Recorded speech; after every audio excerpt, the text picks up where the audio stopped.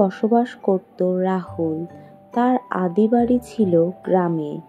সে ছোট্টবেলায় গ্রাম থেকে শহরে চলে আসে পড়াশুনো করার জন্য, কিন্তু বড় হওয়ার পর তার গ্রামে যেতে খুব ইচ্ছা করলো।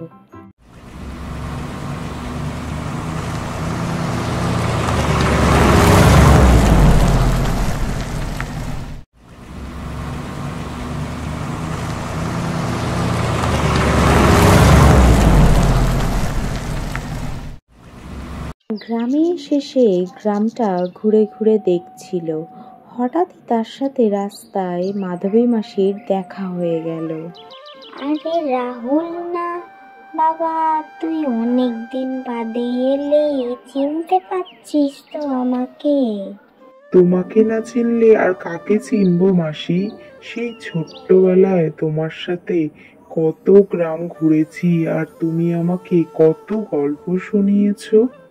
তা এতদিন বাদে তুই গ্রামে কি মনে করে এলি বাবা? মাসি, শহরে থাকতে আর ভালো লাগছে না, গ্রামের কথা খুব মনে পড়ছিল, ওই জন্য ভাবলাম যাই গ্রাম থেকে একটু ঘুরে আসি। তা ভালো করেছিস বাবা, গ্রামে এসে সন্ধ্যার দিকে আমাদের বাড়ি একটু যাস। আচ্ছা ঠিক আছে মাসি, এখন তাহলে যাই। হ্যাঁ বাবা যা। আরে রাহুল দাদা না, কবে এলে তুমি গ্রামে? কেমন আছো তুমি? আরে শিখা, আমি তো ভালো আছি, তুই কেমন আছিস? তোদের পড়াশোনা কেমন চলছে রে? আর পড়াশোনার কথা বলো না দাদা, আমাদের গ্রামে স্কুলের অবস্থা তো খুবই খারাপ।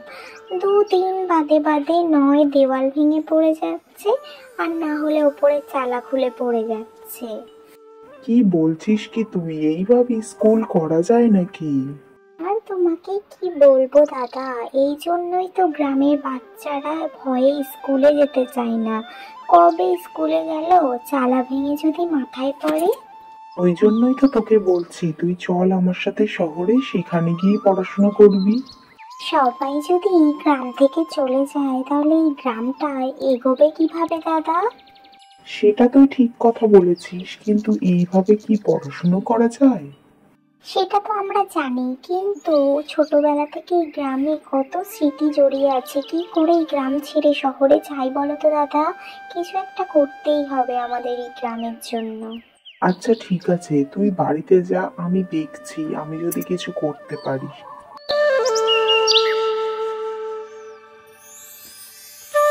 এরপর রাহুল নিজের বাড়িতে গেল। সেখানে রাতটুকু বিশ্রাম নেওয়ার পর পরের দিন সকালবেলা সে আবার গ্রামে বেরোলো। গ্রামের স্কুল সম্বন্ধে সবার কাছে কথা বলবে তাই। আরে রাহুল না, কেমন আছিস তুই বাবা? কবে এলি গ্রামে? কাকা, আমি তো কাল এসেছি গ্রামে। আর গ্রামে এসে যা শুনছি, গ্রামের স্কুল নাকি দুদিন অন্তর ভেঙে পড়ে যায়, এটা কি সত্যি কাকা? হ্যাঁ রে রাহুল, এটা তুই ঠিকই শুনেছিস, গ্রামের স্কুল দুদিন অন্তর ভেঙে পড়ে যায়। কারোর কাছে এত টাকা পয়সাও নেই যে স্কুলটা সারাই করবে। আর পঞ্চায়েত প্রধানকে তো জানানো হয়েছে, সে তো প্রত্যেক মাসেই বলে পরের মাসে ঠিক করে দেবে, কিন্তু তা আর করে না। এই জন্য ভয়ে আমরা আমার ছেলে মেয়েকেও স্কুলে পাঠাতে পারি না রে।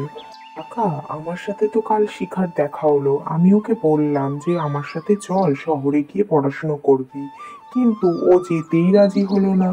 আরে তুই এরকম কথা বলছিস? তোর বাপ দাদুরা এই গ্রামের জন্য কত কিছু করেছে, আর তুই কিছু করতে পারবি না? হ্যাঁ কাকা, তুমি ঠিকই বলেছো, আমারই উচিত গ্রামের স্কুলটা সারাই করে দেওয়ার। আমি যত তাড়াতাড়ি সম্ভব গ্রামের স্কুলটা ঠিক করার ব্যবস্থা করছি কাকা। তুই সত্যি গ্রামের স্কুল ঠিক করবি? তাহলে তো আমার ছেলে মেয়েরা একটু পড়াশোনা শিখতে পারবে। হ্যাঁ কাকা, আমি ঠিক করব। তুমি এবার তাড়াতাড়ি করে আমাকে একটা চা দাও তো। আচ্ছা আচ্ছা, তুই বস, আমি দিচ্ছি তোকে এক্ষুনি। এরপর রাহুল সেখান থেকে চলে গেল গ্রামের প্রধান আর স্কুলের মাস্টার মশাইয়ের সাথে কথা বলতে। সারাধন কাকা, আমি শুনলাম এই গ্রামের স্কুলের অবস্থা খুবই খারাপ, তো আমি চাইছি স্কুলটাকে ঠিক করে দিতে। তুই সত্যি বলছিস স্কুলটাকে ঠিক করবি তুই? তাহলে তো আমাদের খুবই উপকার হয়। হ্যাঁ, সে কথা ঠিক। আমরা তো নিজে থেকে কিছু সারাই করতেও পারছি না স্কুলটা। আমাদের কাছে সেরকম টাকা পয়সাও নেই যে স্কুলটা সারাই করব। তুমি যদি ঠিক করে দাও তাহলে আমাদের খুবই উপকার হয়। হ্যাঁ, আমি ভেবে দেখলাম আমার বাবা আর দাদুরা মিলে এই গ্রামের জন্য এত কিছু করেছে, আর আমি এই সামান্য স্কুলটুকু সারাতে পারবো না। সেই জন্যই তো আমি স্কুল সারানোর উদ্যোগ নিলাম। তাহলে তুমি কবে থেকে স্কুলটা সারানোর কাজে হাত দেবে? আমি তো ভাবছিলাম কাল থেকে স্কুলের কাছে হাত দেব, সেই জন্যই তোমাদের সাথে কথা বলতে চাচ্ছিলাম।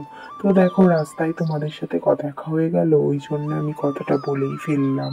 এই রাহুল, তুই একদম ঠিক কাজ করেছিস। যত তাড়াতাড়ি সম্ভব গ্রামের স্কুলটা ঠিক কর।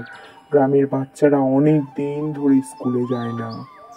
ঠিক আছে কাকা, তাহলে ওই কথাই রইলো, আমি কালকে স্কুলের কাজে হাত লাগালাম।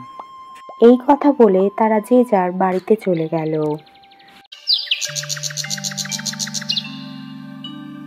কি রে রাজু, কেমন আছিস তুই? আমি তো ভালো আছি দাদা, তুমি কেমন আছো? এই চলে যাচ্ছে, তোদেরকে দেখবো বলে একটু গ্রামে ছুটে এলাম। তা তোর পড়াশুনো কেমন চলছে রে? পড়াশুনোর কথা আর কি বলবো দাদা, তুমি শোনোনি গ্রামের স্কুলের অবস্থার কথা?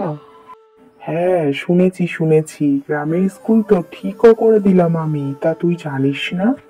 না তো দাদা, আমাকে তো কেউ জানায়নি। তাহলে তোমাকে অনেক ধন্যবাদ। কেননা আমি চেয়েছিলাম পড়াশুনো করে বড় হয়ে তোমার মতন শহরে গিয়ে চাকরি করব, আর বাবা মাকে ভালোভাবে রাখবো।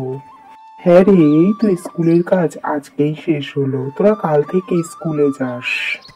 আমার যে কি মজা হচ্ছে দাদা, তোমাকে কি বলবো, কাল থেকে আবার স্কুলে যেতে পারবো। স্কুলে আমার কত বন্ধু ছিল, আর পড়াশোনা করতে আমার খুব ভালো লাগে দাদা। এরপর থেকে গ্রামের ছেলে মেয়েদের স্কুলে কোনো সুবিধা অসুবিধা হলে সেটা রাহুলই দেখতো।